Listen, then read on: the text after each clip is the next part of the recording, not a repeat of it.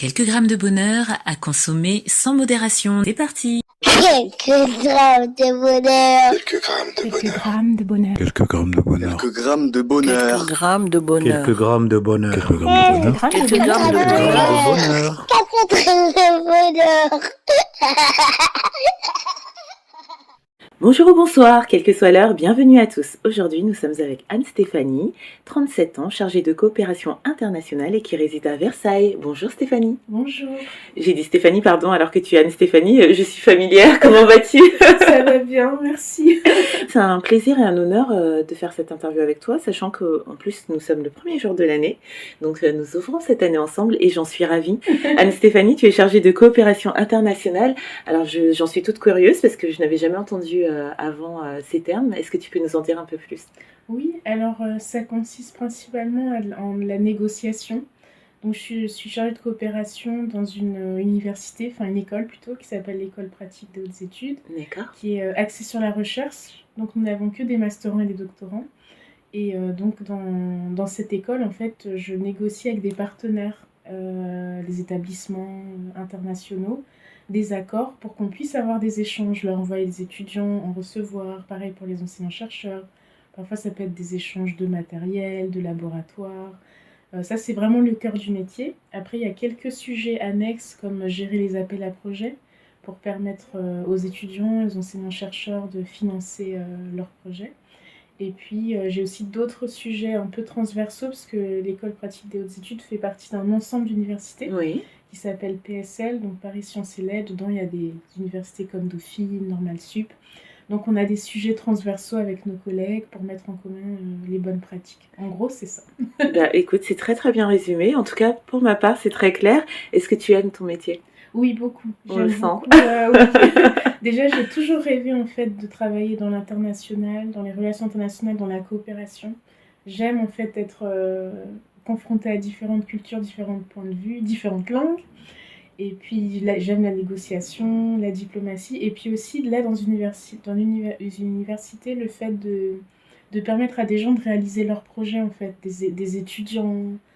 Surtout les étudiants, parce que bon, les enseignants-chercheurs, ils sont à un autre stade de leur vie, mais de voir des étudiants pouvoir réaliser leurs projets grâce à ce qu'on fait, ça c'est très gratifiant. Qui dit international dit plusieurs pays, donc plusieurs langues. Serais-tu polyglotte par hasard? Alors oui, je parle différentes langues.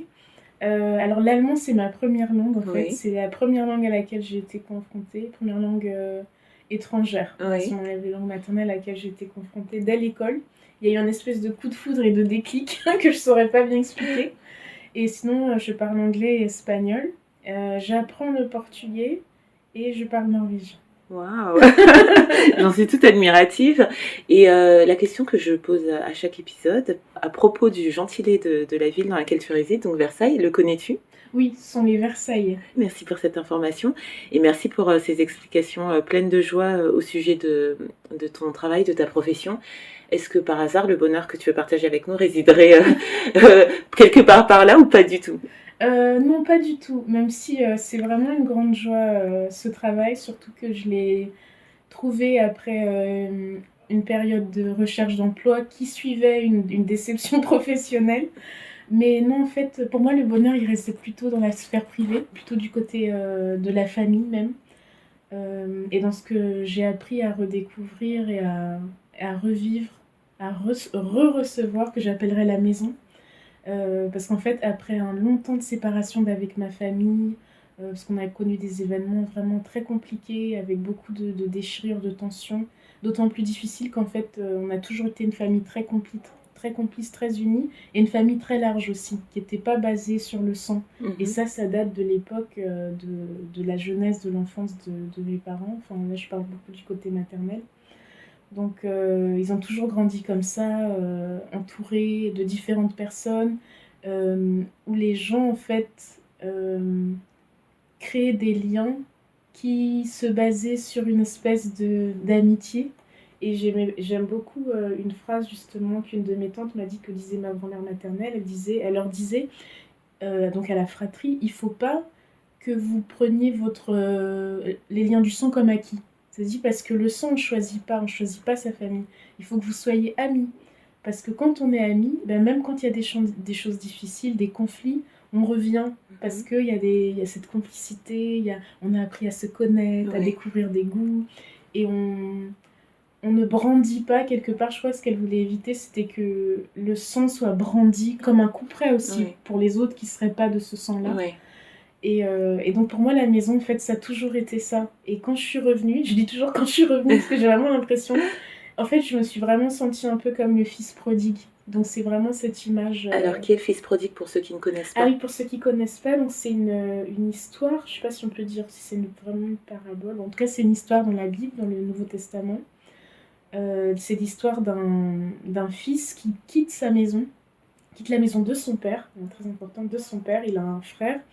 Et en fait, avant de partir, il demande à son père une partie de son héritage. Il a envie d'aller découvrir le monde. Et son père lui donne la partie de l'héritage avec toute la bénédiction, mais sauf qu'il va errer en fait, Oui. quelque part. Quelque part, il va errer parce qu'il va s'éloigner un peu de ce qu'il avait connu chez son père, des valeurs de son père. Il va même se retrouver à un moment à être dans une situation tellement précaire qu'il va manger avec les cochons. Oui. Et en fait, là, il va avoir une espèce de déclic. Il va se dire, mais pourquoi je suis ici à vivre comme un... moins bien même qu'un cochon, alors que dans la maison de mon père, en fait, j'ai tout l'amour, tout le bonheur. Et il repart. Et moi, quand je suis revenue, je me suis vraiment sentie comme ça. Parce que j'avais l'impression, effectivement, quelque part, de m'être égarée et d'avoir laissé de côté, en fait, tout l'amour que j'avais reçu, toutes les valeurs, toute cette tendresse gratuite et qui n'est pas donnée à tout le monde. Et du coup, je me suis dit, mais en fait, pourquoi brader ça? Et donc, quand je suis revenue, c'est surtout avec la maison d'une de mes tantes, en fait, que ça m'a fait cette image d'enfant prodigue qui revient. Parce que j'étais donc pas retournée chez elle depuis longtemps. Et quand je suis repartie, bah, c'était ça. Enfin, elle était là, les bras ouverts, toujours une table prête. Et par-dessus ça, prête aussi à écouter, à m'accompagner pour m'aider à me reconstruire, etc. Et donc, voilà, le bonheur pour moi, il est dans cette maison-là qui, en fait, j'ai compris, c'est pas les murs, c'est pas le sang, c'est vraiment cet amour, en fait. Et il y a une solidité qu'on soupçonne pas, c'est-à-dire que ni le temps, ni tout le mal qu'on peut faire, moi, c'est ça à chaque fois dont je reviens pas, ni la distance, ni les souffrances des autres aussi, n'arrivent en fait à ébranler les murs de cette maison. Et donc j'ai trouvé ce bonheur dans cette maison qui, je sais maintenant, est sur des bases solides. Et maintenant, j'ai envie de contribuer moi aussi à construire cette maison. Peut-être, je sais pas, mettre de la peinture dans une des pièces. Mais voilà, et là, je continue encore et encore. D'ailleurs, là, ce début d'année, c'était vraiment merveilleux parce que c'était des grandes retrouvailles. J'ai revécu toute cette complicité avec des cousines qui sont en fait des sœurs pour moi, et comment elles étaient autour de moi, comment elles se sont occupées de moi pour me préparer pour la fête du réveillon. J'avais l'impression d'être une future mariée. Voilà, pour moi, la maison, c'est tout ça, de voir les gens que j'aime rire, de partager des repas ensemble. Il est là mon bonheur. Waouh. Bah, Anne-Stéphanie, merci beaucoup pour ce partage, parce que au fil de tous les épisodes et de tous les différents bonheurs qu'on explore maintenant depuis quelques années, je ne sais pas si on peut dire on en a tiré des leçons, en tout cas on en a tiré des enseignements. Et là, dans ton bonheur, ce que j'entends en tout premier lieu, c'est l'amour.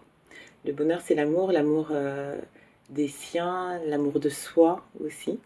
Que cet amour-là, c'est un bonheur en soi, parce que quand il est là, c'est quelque chose de solide. C'est quelque chose... c'est comme un phare dans la nuit, parce que dans la nuit, peu importe où on se trouve, peu importe où on va, si on se tourne vers le phare, même s'il est très très loin, on voit sa lumière briller et on peut se rediriger vers lui et retrouver cet ancrage qu'on a. J'aime beaucoup aussi parce que tu as parlé de famille, non pas par le sang, mais par les liens, par l'amitié. L'amitié, on en revient aussi à l'amour, et que ça aussi, c'est une sorte d'ancrage. Et que c'est quelque chose, oui, qui nous tient, qui nous ramène, qui nous donne le nord de notre vie, de notre cœur, de nos envies aussi.